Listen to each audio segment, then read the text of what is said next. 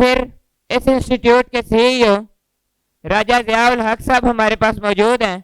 आप सब नौजवानों के दिलों की धड़कन है, पुरजोर तालीम में उनका इस्तकबाल कीजिए। वो भी आपके सामने असरे हाजिर में तलबा के किरदार पर खिताब करेंगे। सर राजा ज़ियाउल हक साहब। बिस्मिल्लाह अल्हम्दुलिल्लाह वस्सलातु वस्सलाम अला रसूलिल्लाह व अला आलिहि व सहबिहि अजमाइन। अम्मा बाद फ़अऊज़ु बिल्लाहि मिनश शैतानिर रजीम। बिस्मिल्लाहिर रहमानिर रहीम। रब्बि इश्रह ली सदरी व यस्सिर ली अमरी वहलुल उक़दतम मिन लिसानी यफ़क़हू क़ौली। अस्सलामु अलैकुम व रहमतुल्लाहि व बरकातुहू। अल्हम्दुलिल्लाह जी, अभी औरिया साहब ने जो खिताब किया आप लोगों के साथ, मैं समझता हूँ कि बहुत ही ज़्यादा कीमती बातें और बहुत ही वैल्यूबल कुछ ऐसी जेम्स आपको दे के चले गए हैं कि ये मैं समझता हूँ सिर्फ अगर यहीं पे बात ख़त्म कर दी जाए ना तो ये ख़ुद हमारे लिए बहुत बड़ा होमवर्क है कि पूरे तालीमी निज़ाम के ऊपर एक माइक्रोस्कोप लगा के उसको एवेल्यूएट किया जाए कि आखिर हम यहाँ कैसे पहुँचे, क्योंकि ये उन्होंने ना मसले की जड़ पे हाथ रखा है। मैं इसी और उन्होंने मेरा काम बहुत आसान कर दिया कि मैं आगे जो भी बात कहूँगा आपसे, मैं चाहूँगा कि थोड़ा सा मज़ीद इसी तालीमी निज़ाम को हम डाइसेक्ट करें और देखें कि आखिर इसके अंदर हुआ क्या है और आज का जो नौजवान है वो इस जगह पर कैसे पहुँचा है जहाँ पे लोग कहते हैं कि जी ये फहाशी की तरफ जा रहे हैं, ये ड्रग्स की तरफ जा रहे हैं, ये फ़लाँ काम की तरफ जा रहे हैं, ये सोशल मीडिया एडिक्शंस में पड़ रहे हैं। यानी एक आज का जो मुसलमान है, जो पाकिस्तान का रहने वाला, लाहौर का शहरी, फैसलाबाद का, सियालकोट का, गुजरांवाला का, वो कैसे यहाँ तक पहुँचा जहाँ वो पहुँच गए। तो उसके पीछे ये कल परसों की बात नहीं है, मतलब 100 ईयर्स की प्लानिंग या उससे भी ज़्यादा की प्लानिंग है। तो सबसे पहले आपको ये समझना पड़ेगा कि यूरोप जो है, यूरोप के अंदर एक टाइम था, मैं उसकी बहुत लंबी चौड़ी तारीख नहीं बताऊंगा, लेकिन आपको वो ग्रेड 7 वाला हिस्ट्री आपको बता देता हूँ जो 7वीं जमात में शायद अमेरिका वगैरह में कहीं पे पढ़ाई जाती हो। वो ये कि यूरोप के अंदर तकरीबन 1700s के अंदर आप कह लें लगभग एक इनकलाब आया, एक रेवोल्यूशन आया। और वो क्या था कि जहाँ पे जो आम आवाम है, जो 99% लोग हैं, जो गरीब गुरबा हैं, पेजेंट्स हैं, फार्मर्स हैं, उन्होंने रिवोल्ट किया दो किस्म के अशराफिया के खिलाफ। एक उसमें बादशाह थे और एक उसमें चर्च था, क्योंकि चर्च और बादशाह आपस में मिल चुके थे। वो आपस में एक उनका जो है ना वो एक वटा सटा हो गया था। चर्च को ये कहा गया था कि जी आप लोगों को ज़रा कंट्रोल में रखें, इनको कहें कि हम जो तुम्हारे ऊपर हुक्मरान हैं हम अल्लाह की तरफ से आए हुए हैं, we are ordained bye God, हम अल्लाह की तरफ से आए हुए हैं, तो बस आप बर्दाश्त करो और हम तुम्हें नवाजते रहेंगे। क्योंकि जो बादशाह थे उन्होंने टैक्सेस लगा लगा के लोगों की कमर तोड़ी हुई थी, तो वो जो पैसे चूस लिए थे लोगों से, अवाम जो है वो भूखी नंगी हो चुकी है और चर्च वाले और बादशाह मिल चुके हैं और उन्होंने आपस में अपनी बदमाशी बनाई हुई है। और एक पॉइंट आया कि लोगों की बस हो गई, क्योंकि लोग अगर उनसे रिलीजियस ग्राउंड्स पे भी कहते थे कि भाई ये कौन सा क्रिश्चियनिटी आप फॉलो कर रहे हैं, तो भी वो लड़ते आगे से कि भाई तुम चुप करके बैठो। अगर वो कहते कि जी हमने साइंस में और फिलॉसफी में तरक्की करनी है, तब भी उनको चुप करा देते। मतलब काफ़ी उनको दबाया हुआ था। नतीजा ये निकला कि यानी ब्लडीएस्ट रेवोल्यूशन इन हिस्ट्री देखने को मिला। और फ्रेंच रेवोल्यूशन भी उसी की एक कड़ी है कि जहाँ पे इन्हीं बादशाहों को सड़कों पे ला के गिलोटीन्स में इनकी गर्दनें उड़ा दी गई। और फिर क्या हुआ कि ऊपर लेवल पे जब चर्च वाले भी फारिग कर दिए इन्होंने, बादशाह भी मार दिए, तो क्या हुआ, ऊपर एक पावर वैक्यूम क्रिएट हो गया। उस पावर वैक्यूम के अंदर अब बहुत सारे ख्यालात और अफकार जो है वो जन्म ले रहे हैं, क्योंकि पहले जैसा भी था टूटा फूटा निज़ाम ही सही, निज़ाम तो था, गंदा निज़ाम था लेकिन निज़ाम था। अब जब ऊपर सारी काट दी आपने तो पीछे फिर क्या रह गया, लोगों ने अपने अपने आइडियाज आना शुरू हो गए। लिबरलिज्म, सेक्युलरिज्म, एथियज्म, सोशलिज्म, अब क्या फॉलो करें, अब लोग आपस में डिसाइड कर रहे हैं। जॉन लॉक जो फाउंडिंग फादर माना जाता है जो ना लिबरल फिलॉसफी का, उसने ये टर्म कॉइन की कि government of the people, for the people, by the people. अच्छा, वो अल्लाह को मानता था। उसका जो सेकंड ट्रीटीज ऑन गवर्नमेंट है उसमें वो लिखता है कि यानी स्टार्ट करता है उसको बुक ऑफ जेनेसिस के साथ, यानी क्रिश्चियनिटी की किताब लेता है, कहता है कि first there was God, yes मैं अल्लाह को मानता हूँ, फिर आदम अलैहिस्सलाम आए, फिर अम्मा हवा आई, फिर ऐसे हुआ। लेकिन वो ये कहता था कि अब जो है वो अल्लाह ताला का हमारे से कोई लेना देना नाउज़ बिल्लाह नहीं है, अब हम अपनी हुकूमत खुद करेंगे, अपना सही और गलत का तयन खुद करेंगे, हम अपने कानून खुद बनाएंगे। ये एक फ़लसफ़ा जो है वो जन्म लेता है। और हुआ ये कि यूरोप से 6 ममालिक जो हैं, यानी फ़िक्री तौर पे तो अब ये आइडियोलॉजी पैदा हो गई, लिबरल सेक्युलर थॉट जो है, उनको एक कलम का गलबा तो हासिल हो ही गया, अब तलवार का भी गलबा आ गया। 6 ममालिक जो हैं वो निकलते हैं, उनमें ब्रिटिश भी हैं, डच हैं, फ्रेंच हैं, इटालियंस हैं, पोर्चुगीज़ हैं और स्पेनिश हैं। ये 6 ममालिक हैं। पोर्चुगीज़ ब्राज़ील पहुँचे, आज लोग برازیل جو ہے ساؤتھ امریکہ میں، وہاں پہ پورچوگیز بولتے ہیں. اسپینش جو ہے وہ میکسیکو جا کے پہنچے، چلی پہنچ گئے، ارجنٹینا پہنچ گئے، آج وہاں پہ سارے اسپینش بولتے ہیں. اٹالینز اور یہ فرینچ جو ہیں یہ جا کے پہنچے افریقہ کے اندر، ناردرن افریقہ میں، موراکو وغیرہ میں پہنچ گئے، الجیریا میں پہنچ گئے. ہماری قسمت میں کون آئے؟ برٹش. تو آج ہم انگریزی بولتے ہیں. اگر ہماری قسمت میں فرینچ آئے ہوتے تو آج ہم فرینچ بول رہے ہوتے. میں اپنی اس گفتگو کے اندر کچھ الفاظ فرینچ کے بولتا، یا اگر ہمارے یہاں پہ جو ہے وہ پورچوگیز آئے ہوتے تو میں اپنی کانورسیشن میں کچھ پورچوگیز کے الفاظ بھی بول رہا ہوتا. تو ہماری قسمت میں برٹش آ گئی جی، گریٹ برٹش ایمپائر. اور پھر یہ ہوا کہ یہاں پہ جو ابھی اوریہ صاحب نے بات کی کہ تعلیمی نظام کو چینج کیا گیا کہ بھائی ہم تو مولویوں سے جان چھڑا چکے، تم بھی جان چھڑاؤ. ہمیں تو یہ مولوی ہمارے گلے پڑ گئے تھے، ہم نے تو ان کو بھی اڑا دیا، بادشاہوں کو بھی اڑا دیا. اب تمہیں ہم ایک نیا نظام دیتے ہیں، نیا ایجوکیشن سسٹم دیتے ہیں، جس میں کیا کیا کہ انہوں نے مولوی کو مدرسے میں بند کر دیا کہ تم جو ہے سارے چپ کر کے وہاں اللہ اللہ کرو، اور جس نے ترقی کرنی ہے، جس نے سڑکیں بنانی ہے، جس نے پروگریس کو دیکھنا ہے، وہ ہمارے نظام تعلیم میں آ جائے. اس کو ہم میٹرک کرائیں گے، اس کو ہم ایف ایس سی کرائیں گے، اس کو ہم بیچلرز ماسٹرز بھی کرا دیں گے. اور ہوا یہ کہ اس پورے تعلیمی نظام میں لوگوں نے کہا لیکن ہم تو پہلے تو یعنی وہ دین، کیونکہ ہمارے لیے یاد رکھیں اسلامکلی ایک عالم دین، ایک مفتی جو ہے وہ مفتی تب تک نہیں ہو سکتا جب تک وہ الجبرا نہیں جانتا. اب آپ کہیں گے یہ کیسے؟ اس طرح کیونکہ وراثت کے مسائل کیسے حل کریں گے آپ؟ ایک بندہ یعنی زکوٰۃ کے مسائل ہیں، وراثت کے مسائل ہیں، آپ جب تک ایسٹرونومی نہیں جانتے آپ ماہر فلکیات کیسے ہوں گے؟ یعنی ماہر فلکیات ہو کے وہ جو کیلنڈر لگے ہوتے ہیں نا ہماری مسجدوں کے اندر، فلاں مغرب کی نماز اتنے بجے، عشاء کی اتنے بجے، فجر کی، یہ کون بتا رہا ہوتا ہے آپ کو؟ ناسا سے رپورٹ لے کے آتے ہیں، ناسا سے پوچھتے ہیں فجر کتنے بجے ہوگی. یہ ہمارے علماء مدارس، یعنی میں خود کراچی گیا ایک مدرسے میں، انہوں نے مجھے دکھایا one of the most advance telescopes in all of Asia, وہ کراچی میں پڑا ہوا ہے اور ایک مدرسے کے پاس ہے. اور ان کے جو وہاں مفتی ہیں اور ان کے جو اسٹوڈنٹ ہیں وہ دونوں کئی کتابیں لکھ چکے ہیں فلکیات کے اوپر. تو اگر آپ کوئی ایک شخص ہے، وہ آپ جاتا ہے جناب والا مفتی صاحب کے پاس، مفتی صاحب میرے ابا جان کا انتقال ہو گیا ہے، ابا جان کی 2 عدد بیگمات تھیں، دونوں سے 5 بچے ہیں، ابا جان کے ڈی ایچ اے میں 4 پلاٹ ہیں، اس کے علاوہ آگے نکل جائیں تو لاہور سے کچھ ہی باہر ابو کا کچھ ایگریکلچرل لینڈ بھی ہے، وہاں پہ 100 اونٹ ہیں، 200 گائے بھینس ہیں، اور اس کے علاوہ یہ کہ کچھ بکریاں اور یہ بھی ہیں. اس کے علاوہ ابا جان کے پاس اتنے جو ہے نا تولے سونا موجود ہے، اتنے جو ہے نا تولے چاندی کا ہے.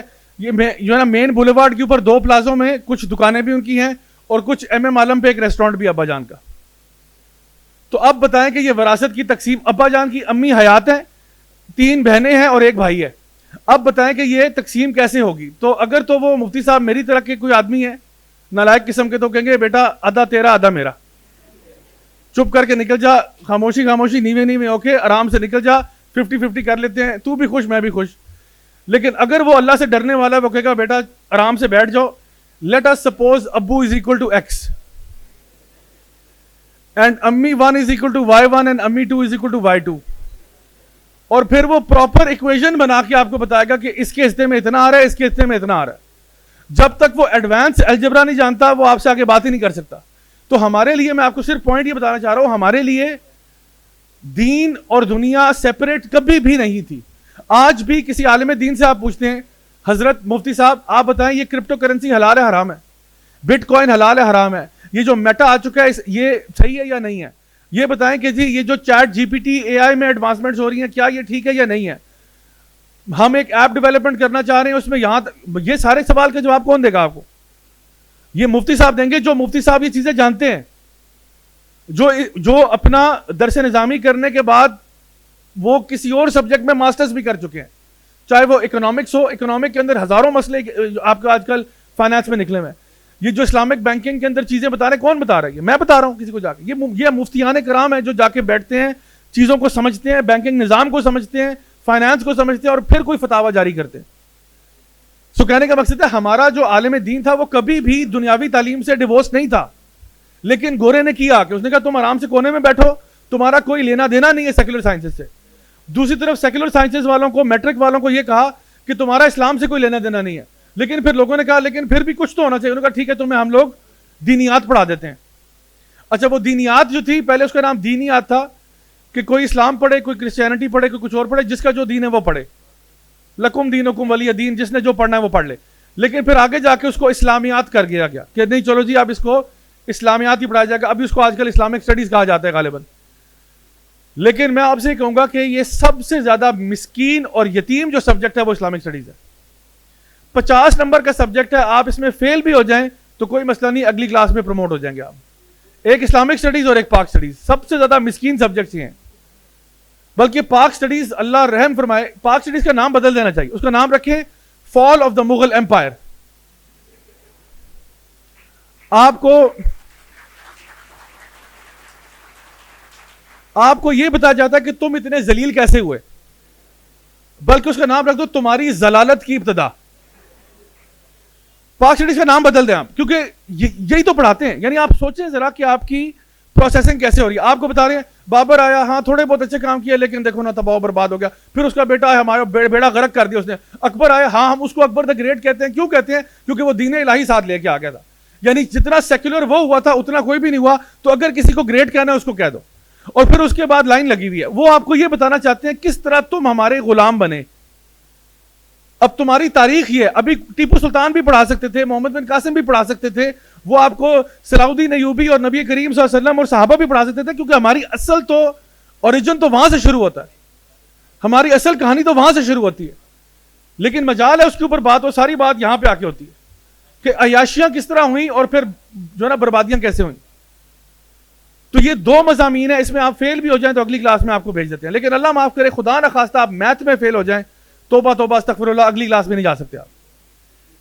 آپ فزکس میں فیل ہو جائیں, آپ انگلش میں فیل ہو جائیں, آپ اگلی کلاس میں نہیں جا سکتے. یہ ہمارا عالم ہے اس وقت.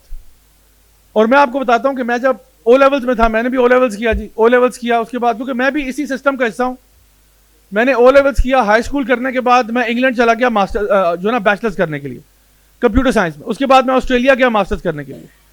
تو میں بھی اس پروڈکٹ کا حصہ ہوں. باہر جا کے جب میں گورے سے ایکسپوز ہوا نا تو میرا گورا کمپلیکس ٹوٹا, کیونکہ میں بھی اسی گورا کمپلیکس میں تھا جس میں آپ ہیں, کہ جو چیز گورے کی طرف سے آ رہی ہے وہ حرف آخر ہے اور وہ بہترین چیز ہے. جب وہاں جا کے گوروں کے حالات دیکھے, میں نے کہا یہ نہیں بننا, کچھ بن جاؤں گا یہ نہیں بنوں گا. اچھا, مجھے یاد ہے او لیولز میں ہمارے پاس, او لیول سے پہلے کلاس 8 میں ہمارے پاس جو مضامین تھے وہ انگلش تھا, Urdu, math, science, history, geography, arts اور اسلامک اسٹڈیز یا اسلامیات. ٹھیک ہے, 8 سبجیکٹس تھے کلاس 8 میں. جب ہم لوگ 9th کلاس میں گئے او لیولز میں تو سائنس جو ہے جنرل سائنس, اس کے 3 ٹکڑے ہو گئے, کیمسٹری, فزکس, بایولوجی.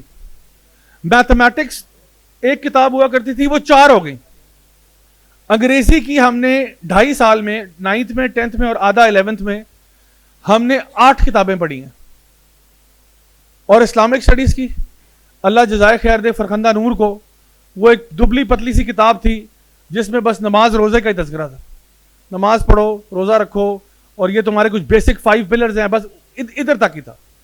اگر آپ گراف بنائے نا کہ کلاس 1 سے لے کے او لیولز تک بچہ اسلامک اسٹڈیز میں کدھر گیا ہے, کلاس 1 میں بھی نماز روزہ ہی پڑھ رہے تھے, کلاس 2 میں بھی یہی پڑھ رہے تھے, 3 میں بھی. یعنی مشکل سے یہ ہوگا کلاس 1 میں انہوں نے سورہ اخلاص پڑھا دی ہوگی اور جو ہے نا 8ویں جماعت میں سورہ ماؤن تک پہنچ گئے ہوں گے, 30ویں پارے سے باہر نہیں گئے. یعنی آپ سوچیں کہ وہ گراف اتنا مائنیوٹ چینج اس میں آیا, مطلب آپ اس کو گراف پلاٹ کریں, اتنا مائنیوٹ چینج آیا کہ وہ ہارڈلی نوٹسبل ہے. 9ویں جماعت میں آپ آئے ہیں, کوئی خاص فرق نہیں 9ویں جماعت کے کریکولم میں اور کلاس 1 کے کریکولم میں. لیکن میتھمیٹکس میں ہم 1 2 3 سے شروع ہوئے تھے اور اب کوڈریٹک ایکویشن, ڈفرینسیشن, انٹیگریشن تک پہنچ گئے.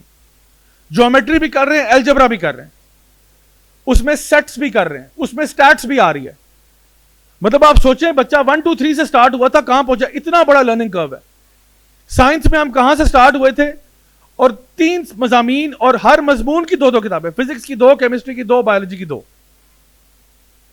اور اسلامک اسٹڈیز کی بیچاری وہی مسکین سی کتاب. حالانکہ اگر آپ سنسیئر ہوتے, اور میں یہ نہیں کہتا چلو آپ ہر اسٹوڈنٹ کو عالم دین بناؤ, لیکن اگر آپ نے کم از کم برابر ہی کرنا تھا نا. لوگ کیا کہتے ہیں, دین اور دنیا کو ساتھ لے کے چلیں, دین اور دنیا کو ساتھ لے کے چلیں. یہ ساتھ لے کے چلنا ہے. ساتھ لے کے چلنے کا مطلب یہ ہوتا کہ اسلامک اسٹڈیز کے بھی 4 ٹکڑے ہوتے ہیں. اسلامک اسٹڈیز کو آپ کہتے ہیں بیٹا اب کلاس 9th میں اسلامک اسٹڈیز نہیں ہے, اب تفسیر علیحدہ ہے, حدیث علیحدہ ہے, فقہ یا سیرت علیحدہ ہے, عربی زبان علیحدہ ہے. آپ کو 4 ڈفرنٹ سبجیکٹ پڑھائیں گے کیونکہ ہم سمجھتے ہیں کہ یہ امپورٹنٹ ہے. آپ کے اس کریکولم کو اسلامک اسٹڈیز کو یہاں پلیس کرنے سے پتہ چل رہا ہے آپ کی نیت کیا ہے, پتہ چل رہا ہے کہ آپ کس قسم کا پروڈکٹ نکالنا چاہ رہے ہیں. کسی بھی فیکٹری کا اگر آپ نے انالیسس کرنا ہو کہ فیکٹری کیسی ہے, آپ اس کا پروڈکٹ دیکھ کے انالیسس کرتے ہو کہ فیکٹری کیسی ہے, اس فیکٹری سے کیا نکل رہا ہے. آپ مجھے بتائیں آج یونیورسٹی سے کیا باہر نکل رہا ہے, آج اسکولوں سے کیا باہر نکل رہا ہے. آئنسٹائن نکل رہا ہے. آخری دفعہ کوئی سائنسدان کب پیدا ہوا ہے؟ یعنی آپ خود سوچیں, یہ جو پروڈکشنز ہوئی ہیں یہ تو 1900 کی بات ہے, لیٹ 1800 کی بات ہے. ہم ایک لکیر کے فقیر بن چکے ہیں. اور میں آپ کو اس کی مثال دیتا ہوں, اور یہ صاحب نے بڑا اچھا زبردست انالیسس کیا, اور یہ جو 2 کتابیں یہ واقعی میں بڑی زبردست کتابیں ہیں, ڈمنگ اس ڈاؤن اور ویپنز آف میس انسٹرکشن, دونوں بہت اچھی کتابیں. آپ دیکھیں کہ جو انہوں نے تعلیمی نظام بنایا اس میں ہم سب کو لکیر کا فقیر بنایا, اتنا لکیر کا فقیر بنایا کہ اگر آپ کو پیپر میں کتاب کے علاوہ سوال آ جائے تو آپ شور مچا دیتے ہیں کہ یہ آؤٹ آف کورس سوال آیا ہے. ایسا ہی ہے. بلکہ میں نے تو ایسے اسٹوڈنٹس بھی دیکھے ہیں, کیونکہ میں خود یونیورسٹیز میں پڑھاتا ہوں, جو میتھ کے سوال میں اگر ویلیوز بھی کتاب کے علاوہ آ جائے اس پہ رولا ڈال دیتے ہیں کہ جی کتاب میں جو اگزامپل تھی اس میں ایکس کی ویلیو 7 تھی, یہاں پہ 9 کیوں دیا آپ نے؟ 9 کے ساتھ مجھے سالو کرنا نہیں آتا, مجھے تو 7 کے ساتھ کرنا آتا ہے. یعنی یہاں تک یہ عالم ہے. اور میں آپ کو ایک اور مثال دیتا ہوں. چلیں میتھ میں رٹے اور انگلش میں رٹے اور سائنس میں رٹے تو اپنی جگہ, آرٹس کا جو مضمون ہے, آرٹس, فائن آرٹس, یہ تو کم از کم ایسا مضمون ہے نا جس میں انسان اپنی امیجنیشن یوز کرتا ہے کہ نہیں؟ میں اگر آپ کو ایک وائٹ کینوس دیتا ہوں اور میں کہتا ہوں جو مرضی بناؤ, اس میں تو کم از کم لکیر کا فقیر نہیں ہوگا نا انسان. میں آپ کو گارنٹی کرتا ہوں آپ اس میں بھی لکیر کے فقیر ہیں. پتہ کیا, میں اگر آپ کو ایک پیس آف پیپر دیتا ہوں, اور اگر میرے پاس ٹائم زیادہ ہوتا میں آپ کو دیتا اور یہ پہلے بات نہ بتاتا, میں آپ سب کو ایک بلینک پیس آف پیپر دیتا اور میں کہتا سب کے سب اس کے اوپر ایک سینری بناؤ جس میں ایک گھر ہے. اور پتہ کیا اس پہ آنا تھا؟ سب نے ایک ہی ڈائیگرام بنانا تھا. وہ پیچھے پہاڑ بنے ہوئے, پہاڑوں کے آگے ایک ٹرائنگل نما گھر ہے, اس چمنی میں سے دھواں نکل رہا ہے, اوپر آسمان پہ 3 پرندے ہیں, 4 نہیں ہیں, وہ ایسے ایسے والے, اور باہر ایک درخت لگا ہوا ہے.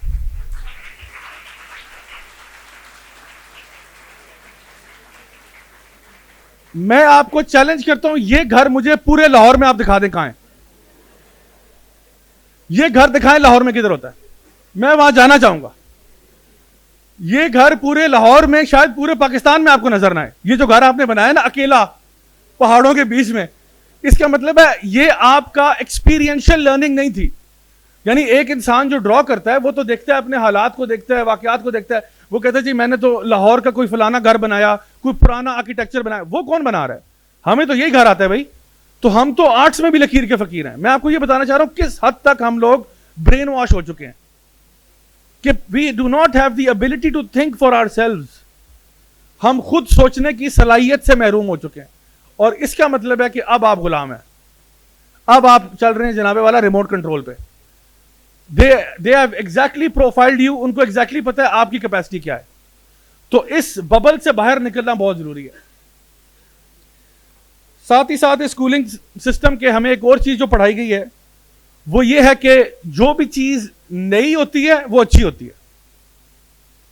نیو اینڈ امپرووڈ, یہ سنا ہے نا, ہر پروڈکٹ پہ لکھا ہوتا ہے نیو اینڈ امپروو. اگر نئی چیز ہے اچھی ہے, نیا آئی فون 15 آ رہا ہے وہ پہلے والے سے اچھا ہی ہوگا, حالانکہ پتہ چل رہا ہے اندر کی بات ہے کہ وہ اچھا نہیں ہے, اس کے اندر پرابلمز ہیں. لائک وائز بہت ساری گاڑیوں کے ماڈل بھی بدلتے رہتے ہیں, لیکن پتہ چلتا نہیں یار وہ ماڈل تھا نا 86 کرولا, وہ اس کا مقابلہ نہیں ہے. یعنی کچھ چیزیں ہیں جو آپ کو پتا ہوتا ہے کہ نئے کا مطلب ضروری نہیں ہے سب سے اچھا ہو یا سب سے اچھی چیز ڈیولپ کی گئی ہو. لیکن ہمارے یہاں یہ ایک ٹھپا لگا دیا گیا ہے کہ جون سی بھی چیز نئی ہے وہ اچھی ہے. تو پھر لو آپ کو ایک نیا کلچر دیتے ہیں, ویسٹرن کلچر, تو اس کلچر کو اپناؤ, اور اسلامک کلچر جو پرانا بوسیدہ سا کلچر ہے اس کو چھوڑ دو. اور یہی گورے نے کیا آپ کے ساتھ, اس نے آپ کو ایک نیا کلچر دیا. اچھا, کلچر ہونے کی باتیں جو ہے نا وہ میں آپ کو ذرا بتاؤں کہ اصل میں اس کا معاملہ کیا ہے. کلچر کا تعلق اگر تو فار ایگزامپل ہم کہتے ہیں کہ پہلے ایک معاشرے میں نا کچھ ٹرینڈز کو انٹروڈیوس کرایا جاتا ہے, کچھ ٹرینڈز انٹروڈیوس کرایا جاتے ہیں.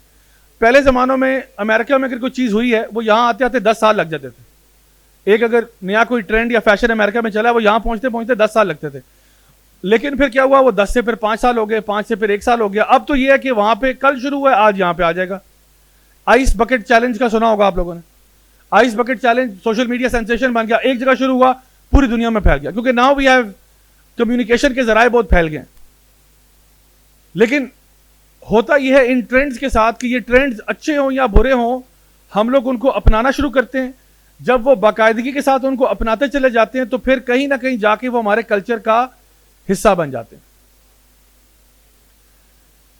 مجھے یاد ہے میری فیملی میں چھوٹا ہی تھا تب، میرا خیال ہے کلاس 8 میں تھا، تو میرے سے بڑی 3 بہنیں اور بڑی میری کزنز بھی جو ہیں ان سب کی شادیاں ہوئیں، اور ان سب کی شادیوں پہ مجھے سیکیورٹی ڈیٹیل پہ ڈالا ہوا تھا کہ آپ نے سیکیورٹی فراہم کرنی ہے. کیوں، کہاں فراہم کرنی ہے؟ ہماری فیملی نا کوئی اتنی ریلیجیس اس طرح نہیں ہے، لیکن کنزرویٹو فیملی تھی. یعنی ہماری فیملی کوئی اتنی مذہبی نہیں ہے لیکن کنزرویٹو تھے، یعنی تھوڑے بہت کلچرل جو اس ٹائم کے پریکٹسز تھے اس کے حساب سے تھا کہ نہیں، شرم و حیا ہونی چاہیے. تو میرے اوپر یہ جو ہے نا ڈیوٹی تھی کہ جو مہندی کا فنکشن ہوگا اس میں آپ نے کسی لڑکے کو، لڑکیوں کا جو ایریا وہاں پہ نہیں جانے دینا. کوئی فوٹوگرافر نہیں جائے گا، کوئی ویڈیو والا نہیں جائے گا، کوئی بندہ وہاں نہیں جائے گا. لڑکیاں وہاں پہ ہیں، وہ ڈھول بجائیں، وہ ڈانس کریں، وہ جو بھی کریں، کوئی اندر نہیں جائے گا. اور میں نے یہ جو ذمہ داری ہے اس کو بہت اچھی طرح سے نبھایا، اور کسی کو وہاں میں پھٹکنے، میں باہر ہی کھڑا ہوتا تھا، کسی کو وہاں نہیں دیتا تھا. لیکن آج میں دیکھتا ہوں کہ بالی ووڈ جب کلچر ہمارا، کیونکہ اس ٹائم پہ آہستہ آہستہ نا بالی ووڈ ایک ٹرینڈ بن رہا تھا، لوگ فلمیں دیکھ رہے ہیں، ڈرامے چل رہے ہیں آہستہ آہستہ. آج میں دیکھتا ہوں ہماری اسی فیملی میں جہاں پہ کنزرویٹو ماحول تھا، اور مجھے یاد ہے ہماری فیملی کے ایک بڑے ہیں، انہوں نے کہا تھا کہ بیٹا اگر یہاں پہ کوئی لڑکا مجھے نظر آنا، خدا کی قسم میں ٹانگیں توڑ دوں گا اس کی. یہ بات تھی اس ٹائم پہ، مجھے آج بھی ان کے الفاظ یاد ہیں. انہوں نے کہا اگر مجھے کوئی لڑکا یہاں اندر نظر آ گیا، کسی کا بھائی ہو، کوئی کہ میرا بھائی آ رہا ہے، میرا کزن، جو میں ٹانگیں توڑ دوں گا اس کی. ہمارے ایک بڑے ہیں، انہوں نے کہا تھا. تو میں نے کہا جی آپ بے فکر ہو جائیں، کوئی نہیں آئے گا انشاءاللہ. آج اسی گھرانے میں دیکھتا ہوں کوئی شادی کا فنکشن ہوتا ہے، شادی سے 1 مہینہ پہلے ڈانس پریکٹس شروع ہوتی ہے، ٹی وی اسکرین کے اوپر بالی ووڈ کا گانا لگتا ہے، لڑکے اور لڑکیاں مل کر ڈانس پریکٹس کرتے ہیں، ڈانس کوریوگرافی کرتے ہیں، مل کے ڈانس کرتے ہیں، تاکہ ہم مہندی والے دن ایک پراپر، میں یقین کریں اس کو مجرے کے علاوہ کچھ نہیں کہہ سکتا، ایک مجرا دکھائیں گے آپ کو. سب مردوں خواتین کے سامنے ہم ایک ناچ پیش کریں گے، ایک رقص پیش کریں گے، لوگ اس کی فلمیں بنائیں گے، ویڈیو بنائیں گے، نیٹ پہ ڈالیں گے، پوری دنیا دیکھے گی. لیکن مجال ہے کہ کوئی بندہ کوئی رائی برابر غیرت محسوس کر جائے. کیوں، کیسے ہو گیا یہ؟ ٹانگیں توڑ دوں گا سے یہاں تک کیسے پہنچے؟ اس لیے پہنچے کہ کبھی کبھار ٹرینڈز جو ہوتے ہیں نا، جب وہ آپ کے کلچر کا حصہ آہستہ آہستہ بنتے ہیں، جب ایک ٹرینڈ جو غلط ٹرینڈ ہے وہ آپ کے کلچر کا حصہ بن گیا، تو آپ کو وہ برائی نہیں لگتی. امریکہ میں 1900s میں گرل فرینڈ بوائے فرینڈ ہونا یہ بہت معیوب چیز تھی. یہ کوئی کانسیپٹ نہیں تھا گرل فرینڈ بوائے فرینڈ. بڑے کنزرویٹو سوسائٹی تھی، ٹھیک ہے، کرسچن ہوں گے، ایتھیسٹ ہوں گے، جو بھی ہوں گے، لیکن کم از کم ان کو یہ پتا تھا کہ بھائی یہ چیز حیا کے خلاف ہے. اگر کوئی ینگ لڑکی امریکہ میں right up to the 50s میں آپ کو بولوں گا 1950s تک، اگر کوئی لڑکی پریگننٹ ہو جاتی اپنے بوائے فرینڈ کے تھرو، تو یقین کریں ماں باپ کو تھرتھلی مچ جاتی تھی کہ اب ہم کیا کریں، کیا منہ دکھائیں گے.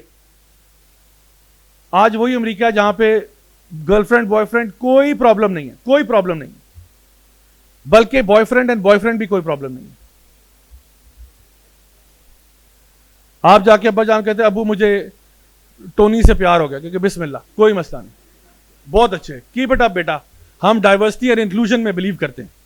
یعنی کلچر کا بیڑا غرق ہو گیا وہاں تو اب یہ بیڑا غرق ہماری طرف بھی آ رہا ہے. ہمارے یہاں بھی ابھی تک تو معاشرے میں کچھ شرم و حیا کا تھوڑا بہت کانسیپٹ ہے، فیملیز کا تھوڑا بہت کوئی کانسیپٹ ہے، لیکن اب کیا ہو رہا ہے کہ باہر سے آنے والا کلچر ڈائریکٹلی ہمارے اس فیملی انسٹیٹیوشن پر اٹیک کر رہا ہے. اور اس فیملی انسٹیٹیوشن پہ جو اٹیک ہے اس کے پیچھے جو اصل چیز ہے وہ کیا ہے کہ ویسٹ نے اللہ کو چھوڑ دیا. ظاہری بات ہے جب چرچ کو انہوں نے نکال دیا، جب بادشاہوں کو انہوں نے نکال دیا، انہوں نے کہا پھر ہم اپنا ایتھکس کا ماڈل خود بنائیں گے. دیکھیں جب اللہ کو نکال دیا آپ نے تو پہلے تو آپ کے پاس ڈیوائن ریویلیشن تھی نا، پہلے تو آپ کے پاس یہ تھا کہ جو اللہ کا حکم ہوگا، جو خدا کا حکم ہوگا وہی کرنا ہے. اگر وہ مطلب ان کو بھی پتا تھا سمعنا و اطعنا کیا ہوتا ہے، بھائی جو اللہ کا حکم ہے وہی ہوگا. ہم نے اگر کسی کے ساتھ تعلق قائم کرنا ہے وہ شادی کے تھرو ہی کرنا ہے. میرے کچھ امریکن فرینڈز تھے جب میں ماسٹرز کر رہا تھا آسٹریلیا میں تو میرے 3 امریکن فرینڈس تھے اور تھے وہ بڑے اسٹرانگ کرسچنس تھے. تو وہ مجھے کہتے ہیں کہ ہم جو ہے نا ہماری مطلب گرل فرینڈز ہیں, ہماری گرل فرینڈز ہیں, لیکن ہم ان کے ساتھ کوئی رشتہ تعلق فزیکل قائم نہیں کر سکتے, اور ہم نہیں کریں گے جب تک ہماری شادی نہیں ہو جاتی. یہ میرے 3 بڑے, اور یہ دیکھنے میں آپ کو کہ بالکل ماڈرن لڑکے ہیں, بالکل ماڈرن, جم شم جاتے تھے, ورک آؤٹ کرتے تھے, ایکسرسائز کرتے تھے, اسپورٹس کھیلتے تھے, شغل بہت لگاتے تھے, گرل فرینڈ کی پکچر بھی دکھاتے یہ میری گرل فرینڈ ہے, یہ میری, لیکن کہتے ہیں فزیکل ریلیشن شپ نو وے, نو, ہم نہیں کر سکتے جب تک کہ ہماری شادی نہ ہو جائے, کیونکہ ہماری فیملی میں روایتاً ٹریڈیشنلی کرسچن ویلیوز ہیں, تو we are upholding those Christian values. لیکن آج یہ چیز آہستہ آہستہ ختم ہوتی چلی جا رہی ہے. تو ان کے ہاں پہلے تو یہ تھا کہ وہ ویلیوز کچھ تھیں, لیکن پھر کیا ہوا آگے جا کے انہوں نے کیا کیا, انہوں نے کہا کہ ہم اپنا ایتھکس کا ماڈل خود بناتے ہیں, خود ہم ڈیفائن کرتے ہیں کہ رائٹ اینڈ رانگ کیا ہے, صحیح اور غلط کیا ہے. کیونکہ جب اللہ کو آپ نے نکال دیا تو پھر آپ فیصلہ کریں نا کہ صحیح اور غلط کا تعین کیسے ہوگا. تو انہوں نے, جیرمی بینتھم تھا, اس نے کہا جی یوٹیلیٹیرینزم کو ہم لے کے آتے ہیں. یوٹیلیٹیرینزم یہ ہے, اٹس اے ٹائپ آف کانسیکوینشلزم. وہ کیا ہوتا ہے جی, وہ یہ ہوتا ہے کہ آپ پہلے نتیجے کو دیکھو پھر آپ اپنی ایتھیکل پریکٹس کو دیکھو. کہ آپ دیکھو کہ میرا یہ کام کرنے سے زیادہ لوگوں کا فائدہ ہو رہا ہے یا زیادہ لوگوں کا نقصان ہو رہا ہے. اگر زیادہ کا فائدہ ہو رہا ہے تو وی ول ڈو اٹ, اگر زیادہ کا نقصان ہو رہا ہے پھر نہیں کریں گے. اور اس فلسفی کے پیچھے بھی ایک اور فلسفی ہے جس کو ہیڈنزم کہتے ہیں, جس میں زندگی کا مقصد جو ہے نا وہ اپنے پلیجر کو میکسیمائز کرنا ہے. یہ بڑی امپورٹنٹ بات ہے, غور سے سن لیں کیونکہ آپ کو پتہ چلے گا آج ہم کہاں کھڑے ہیں. تو گورے نے یہ ڈیسائیڈ کیا کہ ہم لوگ پرائمریلی یوٹیلیٹیرین ہو جاتے ہیں. ہم پہلے یہ دیکھتے ہیں کہ جی زیادہ لوگوں کو اگر فائدہ ہو رہا ہے, زیادہ لوگوں کو پلیجر مل رہا ہے تو وہ اچھا کام ہے, کیونکہ ہم نے اپنے پلیجر کو, کیونکہ زندگی کا مقصد یہ ہے کہ ہم نے بس عیاشیاں کرنی ہے, انجوائے کرنا ہے. تو پھر آگے جا کے ایک پرابلم ریز ہوا کہ لیکن اگر ایسا معاملہ ہو کہ 10 مرد ہیں جو ایک عورت کو زیادتی کا نشانہ بنانا چاہتے ہیں, تو پھر تو 10 مردوں کا فائدہ ہو رہا ہے اور ایک کا نقصان ہو رہا ہے, تو پھر تو ہماری ایتھکس میں تو یہ بھی جائز ہوگا. تو پھر جان سٹیورٹ مل ایک اور شخص آیا, پہلے جیرمی بینتھم تھا, پھر جان سٹیورٹ مل آیا, اس نے کہا ویٹ اے منٹ, پھر ہمیں کچھ اور کرنا پڑے گا کیونکہ یہ نظر آ رہا ہے پرابلم ہے کہ 10 مردوں کا فائدہ ہو رہا ہے, ایک کا نقصان ہو رہا ہے. تو اس نے پھر انٹروڈیوس کرایا some thing called the harm principal. اور ہارم پرنسپل کیا تھا کہ میکسیمم پلیجر ہمیں حاصل کرنا ہے, میکسیمم یعنی لوگوں کے فائدے کی بات کرنی ہے, as long as it doesn't harm any one. اور یقین کریں یہ وہ پرنسپل ہے جس کے اوپر آج ویسٹ کھڑا ہوا ہے. ایتھیکل ماڈل ان کا پرائمریلی وہ یہی ماڈل ہے جس میں وہ کہتے ہیں کہ جی کنسینٹ اگر ہے تو ٹھیک ہے, اگر 2 لوگوں کا آپس میں کنسینٹ ہو گیا ہے, آپس میں ان کا معاہدہ ہو گیا تو ٹھیک ہے, بہترین بات ہے, بالکل جائز ہے, حلال ہے ان کے لیے. فار ایگزامپل اگر لڑکا اور لڑکی گرل فرینڈ بوائے فرینڈ ہیں, کسی کو نقصان تو نہیں پہنچا رہے نا, دونوں اپنے پلیجر کو میکسیمائز کر رہے ہیں, کسی کا نقصان بھی نہیں ہو رہا, دونوں آپس میں ساتھ ہیں. تو پھر مولانا صاحب آپ بیچ میں کیا کر رہے ہیں, آپ جائیں اپنا کام کریں. وہ گرل فرینڈ بوائے فرینڈ ہے, ان کی اپنی لائف ہے. ایک بندہ جو ہے وہ شراب پی رہا ہے, ایک پلا رہا ہے, تو پلانے دیں, وہ آپ سے پوچھ کے تھوڑی کر رہے ہیں, وہ اپنا کام کر رہے ہیں, کسی کو ہارم نہیں ہو رہا. ایک بندہ ولنگلی شراب پی رہا ہے, ایک ولنگلی پلا رہا ہے, نو پرابلم, کوئی فورس نہیں ہو رہا, یہاں پہ جبر کسی پہ نہیں ہو رہا. ایک انسان سود دے رہا ہے, ایک لے رہا ہے, ولنگلی کر رہے ہیں, کنسینٹ ہے, نو پرابلم. یہی فلسفی آگے بڑھتے بڑھتے پھر 1970s بلکہ 60s میں جب یہ سیکشل ریولوشن امریکہ میں آتا ہے, تو 70s اینڈ 80s میں یہ بھی بات شروع ہوگی کہ بھئی اگر 2 مرد اور عورت کو آپ نے کنسینٹ دیا تو 2 مردوں میں اگر کنسینٹ ہو جائے تو پھر کیسا. تو پھر انہوں نے کہا ہاں یہ بھی ٹھیک ہے. لیکن ابھی تک ویسٹرن ورلڈ جو ہے نا وہ یہاں رکی ہوئی ہے, آگے بھی جایا جا سکتا ہے. بہن بھائی کا آپس میں رشتہ کیوں نہیں ہو سکتا, وہ بھی تو کنسینٹ ہے. تو وہ ابھی نا ان کی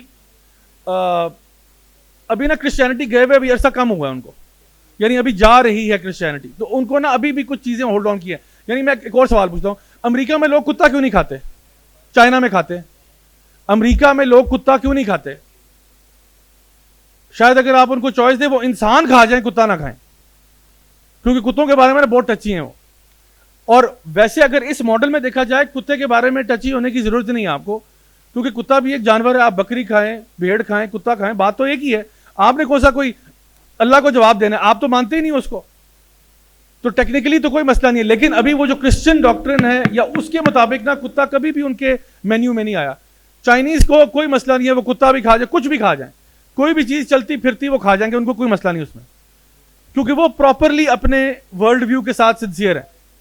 تو امریکہ میں آج اگر انسیسٹ کو برا سمجھا جاتا ہے تو اس کی وجہ یہ نہیں ہے کہ انہوں نے ریشنلی لاجکلی اس کنکلوژن پہ پہنچ گئے. اس کی صرف وجہ یہ ہے کہ ان کو پہلے ان کا جو دین تھا اس کی طرف سے کچھ انسٹرکشنز ڈیفرنٹ ملی ہوئی تھی.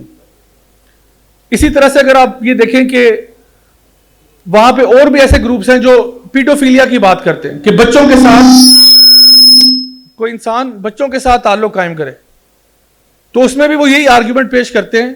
ٹیڈ ایکس کے اوپر 2 ٹاکس پڑی ہوئی ہیں جہاں پہ پیڈوفیلیا کو جسٹیفائی کیا جا رہا ہے کہ یہ ایک لائف سٹائل ہو سکتا ہے اور آپ کسی کو جج کیوں کریں گے اگر بندے کی پریفرنس یہ ہے. تو وہ کہتے ہیں اگر بچے کے ساتھ ہمارا کنسنٹ ہو جائے, بچے کو ہم ٹافیاں شافیاں لے دیں گے, کوئی پلے اسٹیشن لے دیں گے, تو پھر کیا مسئلہ ہے؟ بچہ اپنی رضامندی سے ہمارے پاس آئے گا, تو پھر کیا پرابلم ہے؟ وہاں پہ ایسے گروپس بھی ہیں جو نیکروفیلیا کی بات کرتے ہیں, اللہ معاف کرے, کہ مردوں کے ساتھ تعلق قائم کرنے میں کیا ہے. زوفیلیا کی بات کرتے ہیں, جانوروں کے ساتھ تعلق قائم کرنے میں کیا ہے. جانوروں کے ساتھ تو کنسنٹ ویسے ہی نہیں ہوتا, آپ کو پتا ہے.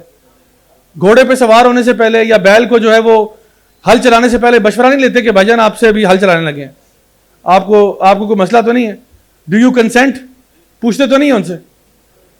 تو یہ ساری پرابلمز ان کو اب نظر آنا شروع ہو رہی ہیں کیونکہ انہوں نے جو ایتھیکل ماڈل دیا تھا اس میں پرابلم ہے. اب یہ چیز ہمارے لیے کیوں, آپ سمجھیں کہ ایک سوچنے والی چیز ہے, وہ یہ کہ یہی فلسفہ اب ہمارے ملکوں میں بھی آ رہا ہے. کس طرح سے آ رہا ہے کہ آج ہمیں لگتا ہے کہ ہم ہیں تو مسلمان, لیکن ہم مرضی اپنی کرتے ہیں. ہمیں لگتا ہے کہ نہیں, اگر کسی کو میری اس حرکت سے کچھ ہو نہیں رہا تو اس میں کیا حرج ہے. حرج یہ ہے کہ اللہ سبحانہ و تعالیٰ نے کچھ چیزوں کو کیٹیگوریکلی حرام کیا ہوا ہے اور اللہ رب العزت نے کچھ چیزوں کو ہمارے لیے حلال کیا ہوا ہے, اور ہم نے وہی کرنا ہے جو اللہ کا حکم ہوگا. ہم نے اپنے نفس کے اوپر یا اپنے شعور کے ساتھ فیصلے نہیں کرنے کہ صحیح اور غلط کیا ہے.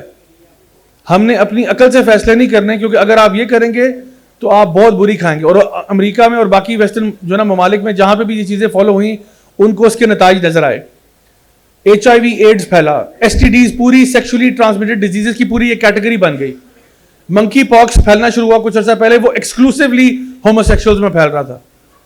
اور اس طرح کی ہزاروں ایگزامپلز کوٹ کی جا سکتی ہیں کہ ان کا معاشرہ کس طرح سے بالکل جو ان کا یعنی ان کی سڑکوں سے اور بلڈنگوں سے امپریس نہیں ہونا, ان کا جو سوشل فیبرک ہے وہ تباہ و برباد ہو چکا ہے. فیملی سسٹم بالکل فارغ ہو چکا ہے. میں خود ان کے بیچ میں رہا ہوں, میں نے تو فرسٹ ہینڈ ایکسپیرینس کیا ہے. آخر میں صرف اتنا آپ کو کہوں گا کہ جہاں پہ بھی اللہ تعالیٰ نے ہمیں جو چیزیں اگر کچھ حرام کی ہے نا, تو اس کے بدلے میں حلال بے شمار کیا ہے.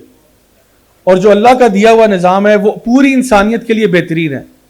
اور جتنی جلدی ہم اس کو پڑھنا شروع کریں, اس کو سیکھنا شروع کریں اور اس کو لوگوں میں پھیلانا شروع کریں, اتنا ہی ہمارے حق میں بہتر ہے.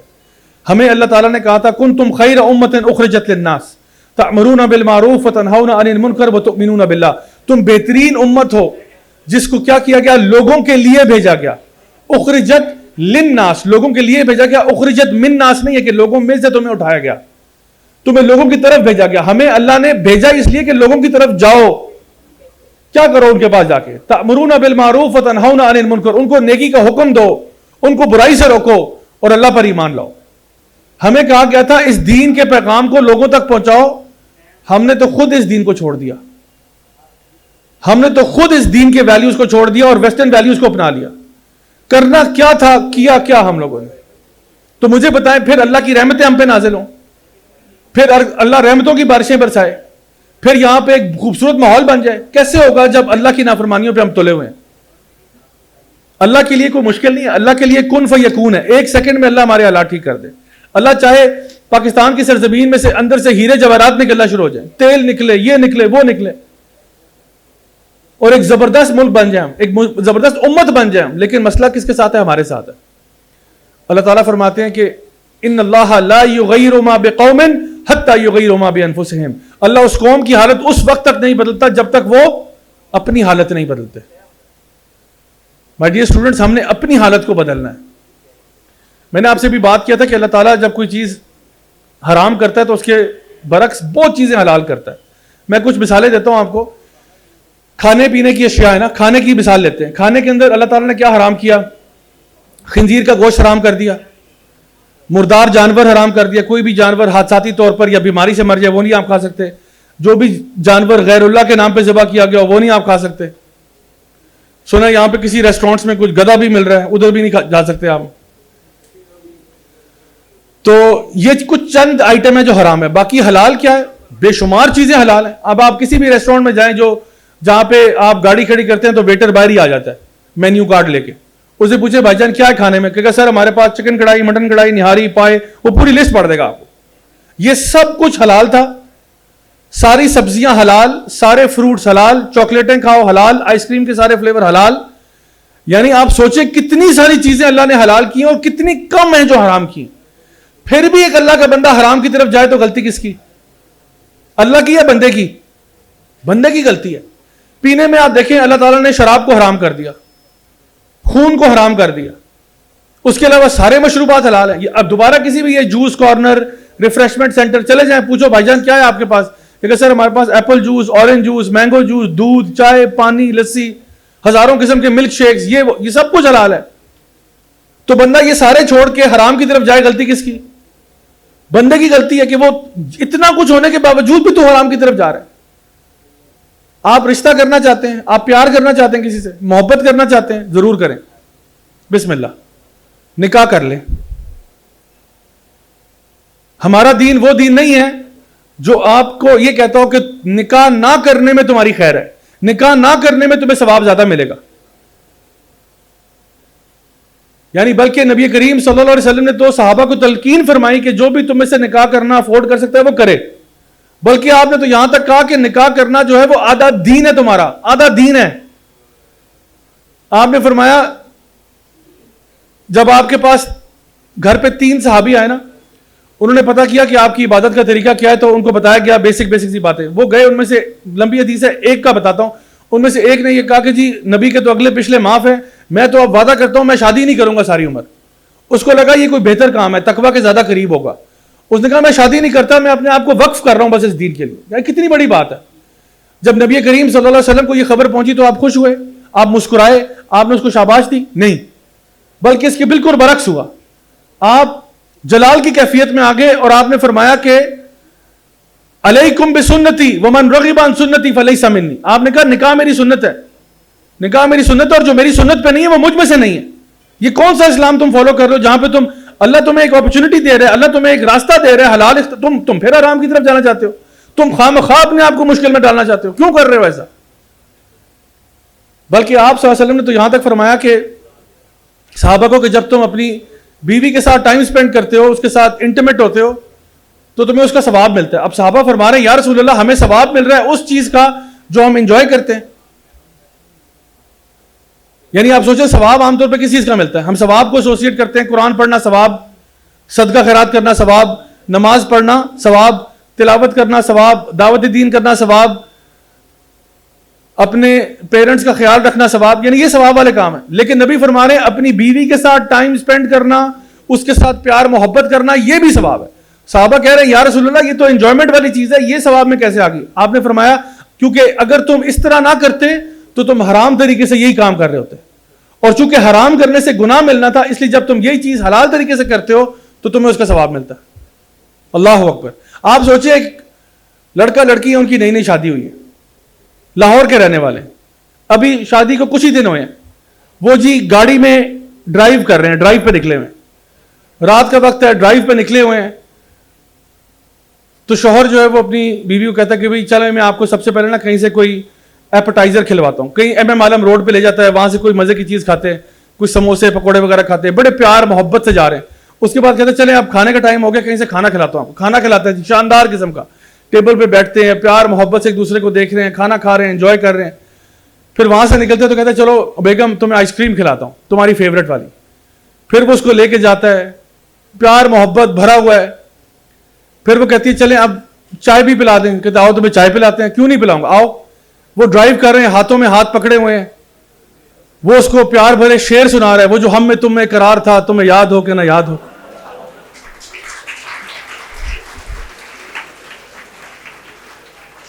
اتنا خوبصورت رشتہ, اتنا پیارا رشتہ, پیار محبت 100 آؤٹ آف 100 نمبر ملے ہوئے. اور اس گاڑی میں جو وہ بیٹھے ہیں ان کے ساتھ ان کے فرشتے بھی موجود ہیں جو ان کے اعمال لکھ رہے ہوتے ہیں, اور فرشتے یہ منظر دیکھ رہے ہیں اور لکھ رہے ہیں نامہ اعمال میں ثواب ثواب ثواب ثواب ثواب. یہی کام اگر یہ اپنی گرل فرینڈ کے ساتھ کرے گا, عذاب عذاب عذاب عذاب.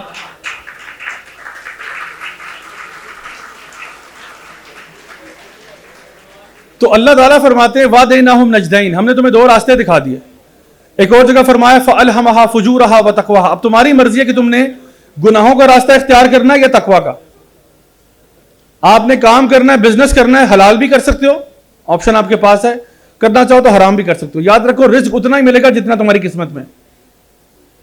تو مائی ڈیئر اسٹوڈنٹس, آج یہاں پہ اٹھنے سے پہلے نا اپنے دلوں میں یہ فیصلہ کریں کہ میں نے اس خیر کے پیغام کو آگے پہنچانا ہے, میں نے لوگوں کو اس دین سے جوڑنا ہے, اس کے علم سے جوڑنا ہے, اور خود بھی عمل کرنا ہے اور دوسروں کو بھی کروانا ہے.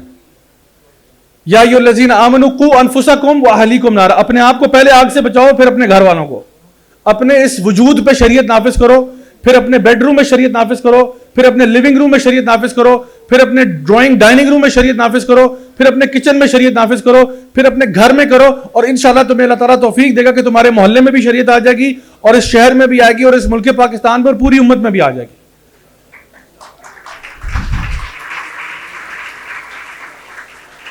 لیکن اس کا آغاز میرے اور آپ سے ہوگا, تو ہم نے اس کے اوپر انشاءاللہ کام کرنا ہے. میری دعا ہے آپ سب کے لیے کہ اللہ تعالیٰ ہم سب کو نیک اعمال کرنے کی توفیق عطا فرمائے. اللہ تعالیٰ ہمارے دلوں کو اور ہمارے گھروں کو قرآن کے نور سے منور فرمائے. اللہ تعالیٰ ہم سب کی غلطیاں, کوتاہیاں, گناہوں کو معاف فرمائے. جو بھی ہم میں سے کسی مشکل میں ہے, اللہ تعالیٰ ان کی مشکلیں, مصیبتیں, پریشانیاں دور فرمائے. جو بھی ہم میں سے بیمار ہیں یا جن کے گھر والے بیمار ہیں, اللہ تعالیٰ ان کو مکمل شفا کاملہ عاجلہ عطا فرمائے. جو بھی ہمارے پیارے بڑے بزرگ دنیا سے جا چکے ایمان کی حالت میں, اللہ تعالیٰ ان سب کو جنت میں اعلیٰ مقام نصیب فرمائے.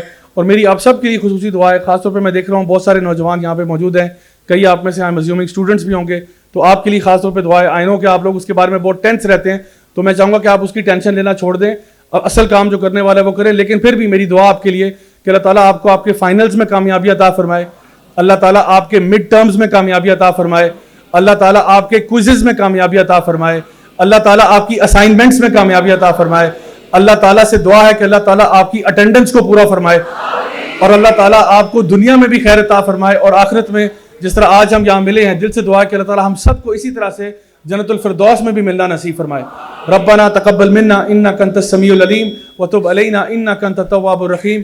وصلی اللہ تعالی علی خیر خلقہ محمد وعلی آلہ وصحبہ اجمعین برحمتک یا ارحم الراحمین. جزاکم اللہ خیرا والسلام علیکم ورحمۃ اللہ وبرکاتہ. بہت بہت شکریہ آپ کا.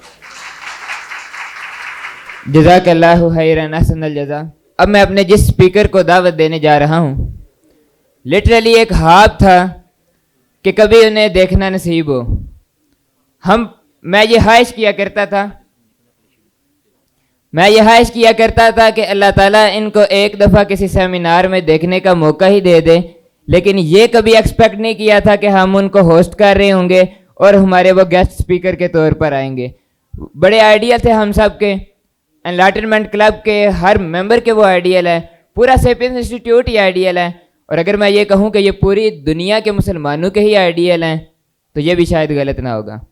لیکن ان کو دعوت دینے سے پہلے راجہ ضیاء الحق صاحب کیونکہ جانا چاہتے ہیں, تو میں اپنے پریزیڈنٹ عامر شبیر بھائی اور وائس پریزیڈنٹ زاہد بھائی سے گزارش کروں گا کہ انہیں چیف گیسٹ کی شیلڈ پیش کریں.